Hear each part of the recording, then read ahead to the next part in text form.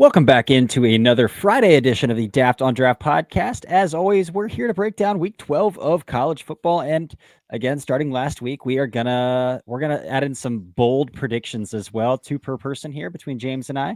We went 0 for 4 collectively last week. We're shooting for something better here this week. So, James, you ready to roll? Yeah, you can't make the bold predictions too easy though. We gotta That's maintain true. a certain level of unrealistic. Just it's all for good fun here. Yeah, we gotta set like the expectation, right? Is it like a baseball batting average? Like if baseball players get a hit 30% of the time, they're like considered extremely good at what they Right, do. I feel right. like the bold predictions have to be kind of like a batting average, right? You got to hit 30% Like a to be pass like rush win at rate. the yeah, like a pass rush. I like that pass rush win rate. Where like 27% is elite. Yeah, So yeah. I we'll like go with that. that. I like it. We'll bat 25% here, and we're good to go. All right. So, we missed some action or some action already because we didn't record on, you know, Monday night. We weren't talking about these Tuesday games, but also not a lot to talk about with action from an NFL draft perspective outside of Emmanuel McNeil Warren, who continues to play like a top 50 pick in this draft. And Red Murdoch. And Red Murdoch, that's true. Red Murdoch as well. And Buffalo did lose to Central Michigan, but Red Murdoch is notable as well. Shrine Boltland fight, as we said. Tonight, as you're listening to this on Friday, we have Louisville, Clemson, and Oregon, Minnesota. So we got a couple good Friday night games here to talk about. Starting with Louisville, Clemson, I have a bold prediction coming off the board already for this one as well. So I'm my ready for my it. bold prediction for this game is that Louisville wide receiver Chris Bell scores one touchdown, at least one touchdown. If he scores two, I'm not going to throw my bold prediction out. At least one touchdown with Avion Terrell in coverage I like is it. my bold prediction here. It's good on good. We got a good on good in this game between Bell and Terrell. Both the guys playing like Bell's production has dropped off a little bit, but both guys playing like first round picks in this class. So should be a fun matchup in this game between those two guys. Um, Sounds like you're coming out as anti Avion Terrell. no, I'm That's not. what I'm Again, getting from yeah. you. No, I just think I like Bell. I like both guys. But again, I feel like you got to have a good on good bold prediction here. So Yeah. I am gonna go with that there. That Bell's gonna score one on Terrell, but should be a fun matchup to come back to and turn the tape on later this week and talk about. But anything else? I mean, Louisville outside of Bell doesn't have a ton going on from an NFL draft perspective. I know Renee Conga has some fans out there, you included. I haven't really tuned in too much to Renee Conga. Yeah, I'll be watching Blake Miller, Clev Lubin. That'll be Oh a yeah, pretty good matchup. See if Miller can continue this stretch of really good play. Clev Lubin, man, like he is what he is, but like he has some of the most high quality pass rush Yep, attempts out of anybody in the class. Like for sure. all he's gonna be is a DPR, a sawed off DPR, but he's got some of the higher quality. Like again, one of those guys. If you just scout their highlights, you think he's a first round pick. Hmm. But he's a fun player. I do like Clev Lubin. Yeah, and I think that Peter Woods to me still has room to get back into that top Mhm. 5 conversation. If he really turns it on for the last few games, he can still make himself some money. But I think at this point Mhm. he's kind of circling outside the top 10 right now. Mhm. Yeah, I think I did a mock draft earlier this week, and I put him right at pick 10 to the Bengals. Yep. Um, who desperately need a defensive tackle. All right, Minnesota, Oregon. So the thing that stands out most to me in this game, Oregon has had some really crappy weather they've played through, and we talked about it this past episode on this week about Dante Moore and how I went back and watched the game and I felt like he only had two off target throws and like I just think it was part of the game plan that he just threw a lot of RPOs and they ran. I mean, they rushed for 261 yards. This game is also in the Pacific Northwest. We're not going to get another clean weather game on tape for Oregon, I don't think. Like, are we going to see another opportunity for Dante Moore to really open it up? Because they've got Oregon at home against Minnesota. He's got Washington, again, that's Pacific Northwest, and then USC at home as well. Pacific, like, they're going to have three, I think, pretty sloppy games here, Yeah, which I is a little guess disappointing from an NFL draft perspective. the best potential outcome would be in on the road in the playoffs, if they got some clean weather. But Or if yeah, Indiana loses a game in Lucas Oil, right. but Yeah. We might not get a clean weather game from Oregon. And the Wisconsin game was sloppy too, going back 2 weeks ago. So like, man. Yeah, because we're into late fall in the Pacific Northwest. So fun stuff. Um, are we in pretty strict back to school territory for Anthony Smith here? I think so. I know there are people that are a lot higher on him than me. I view him as kind of a late third. Mm-hmm. I think I've said Brandon Dorless before Mm-hmm. when talking about him, where he is kind of a tweener between edge and defensive tackle. So to me, that kind of player usually goes in like the middle of the draft, but not consistently able to find these guys, really a role in the NFL. Yeah, that's kind of where I'm at with him too. Again, it feels like every good on good matchup he has is not he doesn't stand out. Um, but from an Oregon perspective, what I will say is I think Isaiah World had his best game of the season against Iowa, pretty good Iowa defense. And this is an opportunity for him to stack games as well. Like if Isaiah World stacks games again, and I know you're a little bit lower on him than I am, but I'm willing to take a shot on the tools over a guy like Hayden Proctor. Like I just am. Yeah. And again, so if he stacks another good game, because I see the redirect and I see the foot speed, and he's a good athlete at his size. For me, it's just the hands need cleaned up big time. But there's a couple or other Oregon offensive linemen to talk about in this game too, with Emmanuel Pregnon and Iapani Lalulu. Pregnon's my But highest graded Oregon player outside of Dante Moore. yeah, that makes sense to me So because I mean, he would defensively, he would be my. I mean, if I was betting, I might bet on Sadiq to go over him, mhm. but I mean, I think the NFL is really going to like Pregnon. Yeah, I mean Dane had him in his top 50 this past week as well, so that gives an indication because Dane knows a lot from what's being said around the league. So Dane had him in his top 50 and had him. I think he still had Mateo Uyunglele a little bit higher than Pregnon. I think like 5 spots higher, but I think cat's out of the bag on Uyunglele as well, with him dropping to 43 in Dane's rankings too. So, yep. Well, I don't even know. Sadiq was out last week. Is he expected to play again this week? Do Not you know? sure about that. Let me check on that. I would also Ian put Sadiq Amari injury update. Washington in the category of players that needs a bounce back. Needs a strong final 3 or 4 games to the season to kind of establish himself as a top, I would say, 40 pick. He's still going to have kind of in the Proctor situation where I think he's still going to have high grades regardless of what the tape looks like. But Hmm. um, he could end up being a go back to school guy depending on what feedback he gets. Yeah, I agree. Sadiq's game status is unknown. These college teams, they play games with their injury Right. reports. Man, I hate that sort of stuff. But so we'll see. Um, yeah. Anything else here, man? Bryce Becker, I guess we could talk a little bit. But we talked about Bryce Becker yesterday. He is what he is, a day 3 linebacker. Yeah, I Um, mean, I think Dylan Thieneman can also sort mhm, of. I think he would. I would say he's sort of in the opposite direction of Amari Washington, where he's kind of been trending up over the last mhm. few weeks, and Yep, yeah, could I think solidify his draft status over the next couple games. I agree. I'll be watching Drake Lindsey just from a quarterbacking perspective. I've really enjoyed watching Drake Lindsey this year as well. He's not draft eligible, but whatever. I've enjoyed watching him. Moving into Saturday, we've got Indiana, Wisconsin. The Wisconsin's barren, so like there's not much to talk about from there. So, but I guess if Michael Kamara wants to stack a game after getting 8 pressures last week against Penn State, this would be a good opportunity for him to start stacking games near the end of the season after coming into the season with quite a bit of buzz. Um, but again, the show's going to be on the offensive trio for Indiana again. In this one, everybody's going to be watching Mendoza, Surratt, and Cooper. Should Surratt play in this game as well?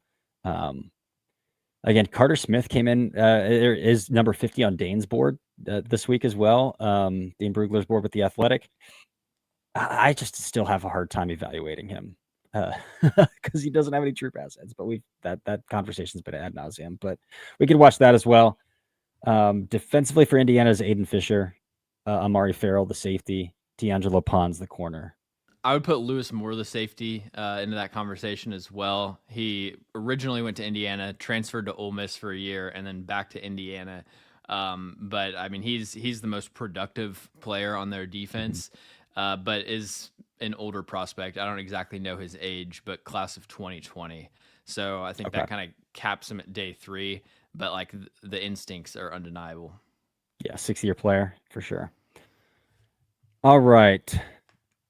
South Carolina, Texas A&M. Man, I hate to keep talking about Lenora Sellers, but if we're being completely honest, Lenora Sellers could play as bad as he has the past 4 games, but if Lenora Sellers has a good game against a top team like Texas A&M, people are going to start mocking him first overall again.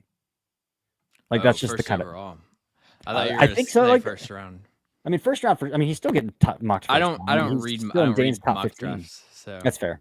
He's still in Dane's top 15. He's number 15 on Dane's board, but like just the tools that he has one good game. People are gonna be like, okay, yep, but he's back. yeah, I mean, think about where like Jalen Milroe declared for the draft, and still was a day 2 pick, Hmm. and Sellers has better tools than Milroe. And he's a cleaner passer. Yeah. Yeah. Yeah, so I'm ready to punt him until again, like go back to school, transfer, and come back and let's run it back. But it's going to take a game or two, and people are going to be all the way back on board with him just because of those tools. But from a Texas A&M perspective, this is the best defensive line that Texas A&M is going to face. So they've got a couple day 3 guys along with Chase Bazantis, who again is a true junior. We'll see if Bazantis even comes out, but those senior tackles, Zune and Crownover, they're going to have their hands full in this one. Yeah, the matchup that I am looking forward to the most is definitely Casey Concepcion versus Brendan Mhm. Cisse. Uh, Conception, I'm fascinated by. I think he's got a real shot to be wide receiver 3. He's a little bit undersized, but he faces press coverage at the second highest rate in this receiver class and burns it off the line of scrimmage. So Mhm. that'll be a really good back and forth between them. I love it. I love it. Um, Looking at Texas A&M's defense, this should be a feast game for Cassius Howell. Yeah. Should be a very feast game for Cassius Howell because that South Carolina offensive line is live bait. It's just live bait. It is what it is. Um, and then we'll get this. We'll get a little test on Will Lee the third's long speed here, his turn and run speed here, Mm-hmm. because again, Nick Harbor I don't think is a very good wide receiver, but what he can do is run very fast in a straight line. So might see a little Will Lee long speed tested in this game as well. Yep. Notre Dame Pitt, Jeremiah Love, Jadarian Price, both top 50 players coming into this game, according to, again, Dane Brugler's board that was just released this game. Pitt, outside of like Kyle Lewis, they don't really have a player to like that's super notable. I guess Ryan Baer, the right tackle who's going to be a guard, is a name to watch. Who I'm like okay on. I would take him day 3 and feel good about it. But not a ton of NFL draft juice in terms of head-to-head matchups in this one. Yeah, I mean, there's Desmond Reed, the running back. Mm-hmm. Um, He's like a gadget guy though, like a yeah. day 3 firm day 3 gadget guy. Yep. But yeah, he's fun. He's fun for sure. Um, Michigan Northwestern, Derek Moore, Antosaka, probably the 2 notable names See, there. we'll get to see Derek Moore run through Caleb Tiernan's face. Yeah. Yep. And maybe some Jayshawn Barham as well, who's put together some pretty decent pass rush tape. It's kind of That's plateaued out over actually, the past few weeks, but I'm gonna make a an audible. okay. I'm gonna say that Derek Moore, because he's gonna line up over Caleb Tiernan.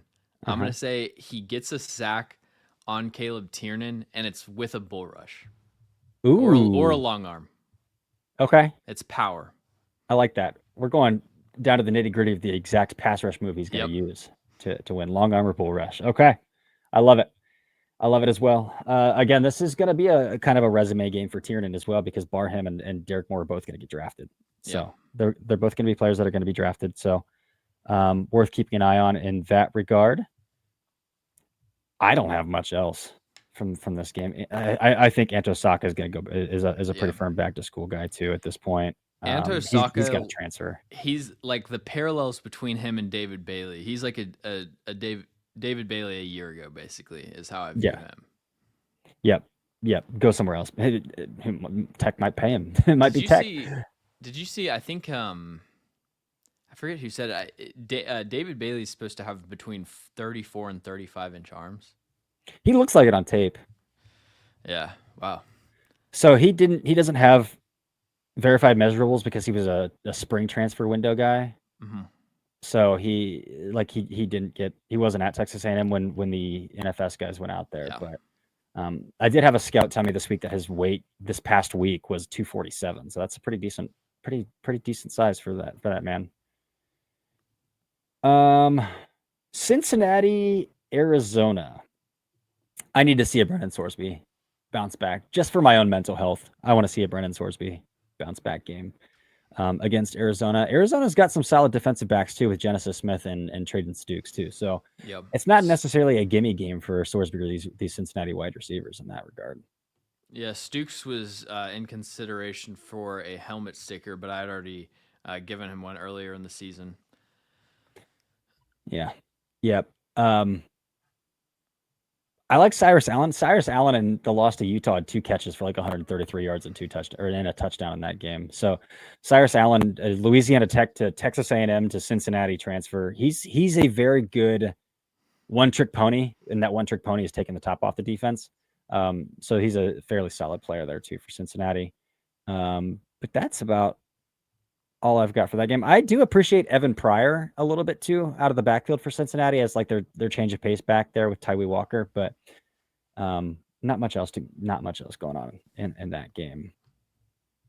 It feels weird to like skip over games like Arkansas LSU, but I feel like I'm going to skip over Arkansas LSU unless you have something to really bring up there and talk about. You know, something that I think I can't remember if I told you this off the air or on an episode. I have a lot of this. But Mansour Lane, I was a couple weeks behind on his tape, and I was writing Casey Conception's scouting report, and I'm like, Yeah, okay, you well, talked I about gotta this. finish up all these matchups, and like Mansour Lane, it was concerning how little of a fight he was putting up, just like running vertically with Casey Concepcion. So my stance on Delane kind of before that was always like, yeah, he's not, the size is below average. I think the speed is probably average because that's what it looked like on tape. I never saw him just get burned, but Mm-hmm. you know, didn't seem like a track star or anything. But that's definitely the most concerning clips that I've seen of Delane, and it was enough for me to like single handedly to drop him about 7 or 8 spots. But he is kind of on watch, I will say. He's on watch. Yeah. The watch turns to Delane. Yeah, that's worth keeping an eye on. Those LSU tackles have been getting worked through the chest a lot as well. It seems like there's still some buzz for Quincy Rhodes because he was 40th on Dane's board. Mm-hmm. This could be a good another coming out party for Quincy Rhodes as well. Did you go check out last week's game? I know he had a sack or two, but I didn't check it No, out yet. I was gonna do some catch up on some pass rushing charting, and I was gonna get to some of his tape, Okay. but I haven't yet. Yeah, this should be a decently good resume game considering the way that those offensive tackles at LSU have been getting worked. All right, let's skip down to Oklahoma, Alabama. I've got another hot take coming off the board in this one as well. So I've watched our Mason Thomas cook a lot of like sought after offensive tackles or like hyped up offensive tackles, even going back to last season. He had some really impressive reps against Will Campbell, who went 4th overall to the Patriots, including a sack against him where he cooked him high side. He cooked Xavier Chaplin this year. So Caden Proctor's tape's been up and down. We've talked so much about it ad nauseum about Caden Proctor, more down than up. My bold prediction here is that our Mason Thomas gets at least 3 pressures and 1 sack versus Caden Proctor alone in this game against Alabama here. I could almost see it being more of like just 2 sacks or something, like low sample, but when he wins like fast, gets a strip sack or something. But yeah, it'll be I don't know, something about it. It seems like another close miss to me. Another close miss. Yeah, Interesting. Okay. We'll see. we'll We'll see. see. I mean, that is like a combo one where I want pressures and sacks. Yeah. I need both. So we'll see. John Mateer is apparently still not completely out of the conversation of declaring I think he should be pretty far into going back to school. But we got Mateer Simpson in this game. I want to see some better consistency on Simpson stepping back through and ripping those like digs, because he missed one high last week and he threw one into another one into traffic last week. And then deep down the field, he missed quite a bit too last week. So can we connect a little bit more on those more explosive throws against Oklahoma, who has a decent second and third level? Like their safeties and linebackers are pretty good. So I'll be keeping an eye on Simpson in that game as well. Anything else from an Oklahoma-Alabama perspective here you want to hit on? Yeah, I think Jaden Roberts and Parker Brailsford against the interior defensive front for Oklahoma, with David Stone, who's an underclassman who we've talked about, looks like a future top 5 pick. Grayson Halton seems like a solid player as well. And then also shout out Bray Hubbard, who has continued to play really well for Alabama's defense. He has. I mentioned Bray Hubbard in my 7-Up article this week. He's a CTE crash dummy. He's so funny. Yeah. But like with Bray Hubbard though, he does have some reps from single high, but he's never making plays from single high. All of his plays are triggering downhill. That's like the one thing that I kind of want to push back. I remember him playing it a lot more last year, kind of like filling in for different roles. Yeah, that makes sense to me. I feel like that's all I've got there as well. I don't have anything for UCF, Texas Tech outside of just like, of course, the Texas Tech stuff to watch, the David Bailey, Romello Hyde stuff. Same with Miami, NC State. Not a whole lot going on there. Iowa, USC. You've got a bold prediction in this one, so I'll let you fire that one off here before we get too deep into it. So my bold prediction for Iowa USC is that Jacoby Lane is going to have at least 2 contested catches. I don't think that, Iowa's defense is not a very easy unit to move the ball on, especially with like wide open receivers and stuff. So I think the best way for USC to get the ball downfield in a lot of cases is going to be just tossing it up to Jacoby Lane. F it, 8's down there somewhere. And I think he's going to come down with 2 of them at least. I love it. Again, Iowa's their defense is good, man. They're solid. They're really solid. You have actually, both of your bold predictions are from this game. Yeah, well, I did the audible with Caleb Tiernan and Derek Moore. Oh, you did. I will say my other original bold prediction was for Iowa's offense. I thought their leading running back is going to average at least 5 yards per carry. But I think that the Derek Moore, Caleb Tiernan one is more of a draft prospect focused bold take. Yeah, I think so too. All right. Moving on through the slate. Nothing. I don't have much for Duke, Virginia, Michigan State, Penn State, Illinois, Maryland. Yeah, man. Tennessee, New Mexico State. All of the. Okay, if we got Florida, Ole Miss. Dude, did you see the news that Caleb Banks has been cleared to play and is trying to come back this season? I did not. Yeah. That would be huge, so though. I don't know if he's coming back this game, but he's trying to come back and play this year. They've got. Do they have 3 games left? Yeah.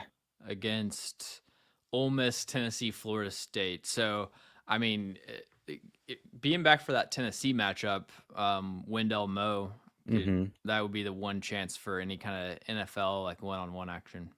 Yep, for sure. If he does come back in this game, no NFL 1-on-1 head-to-heads to go for either here. Yeah,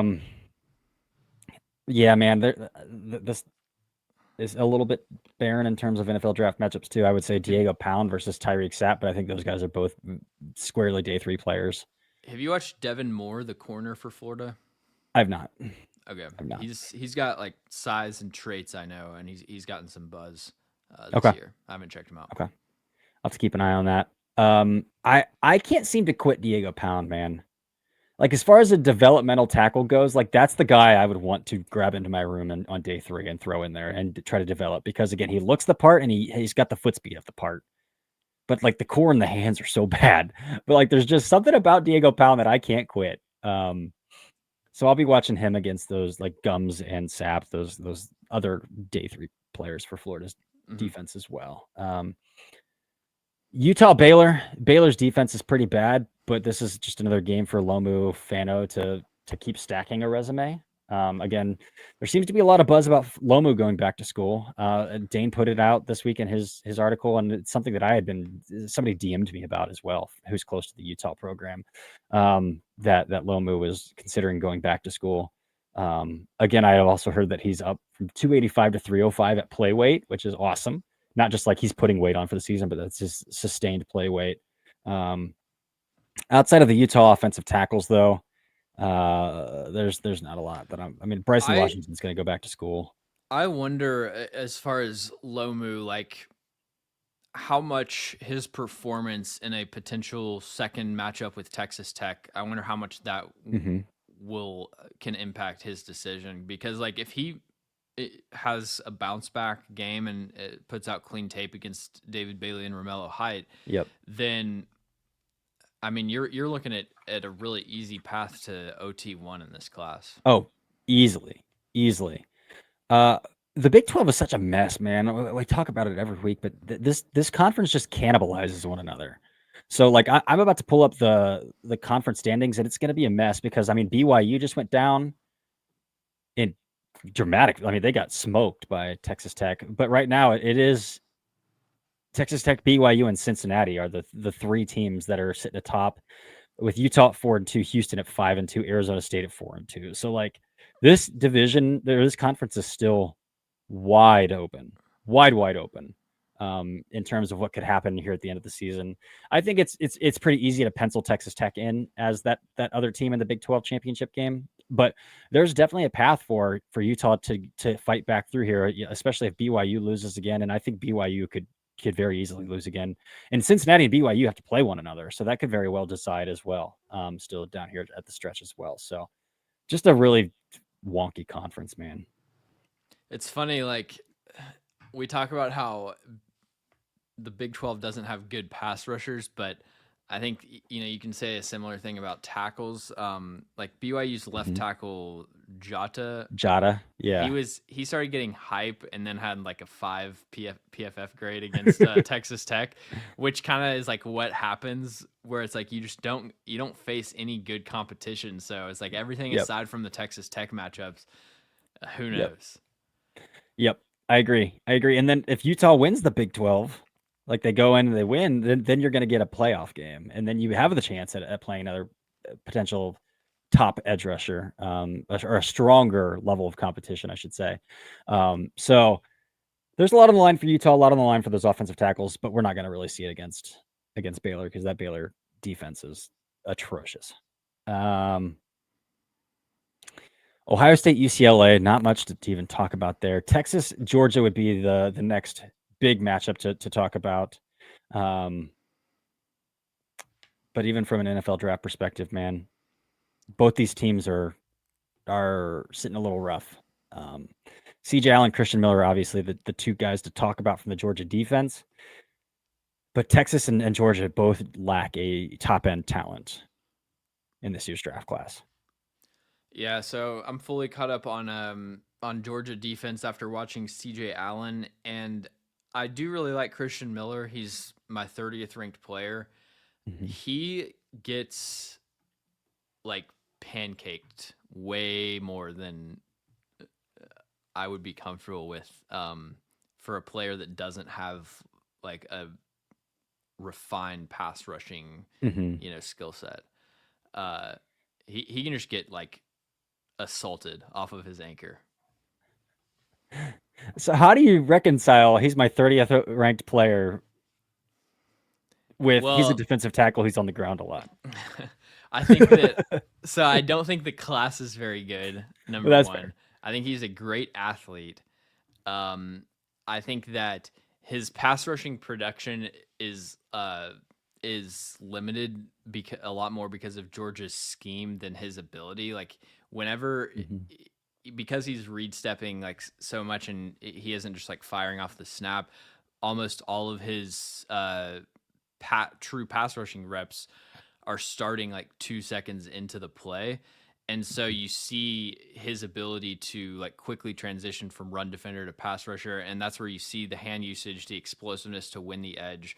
Um, and then I think like to me, his biggest issue is that he just needs to add play strength if he's going to play nose tackle in the NFL, because I just think his anchor gets shattered by double teams.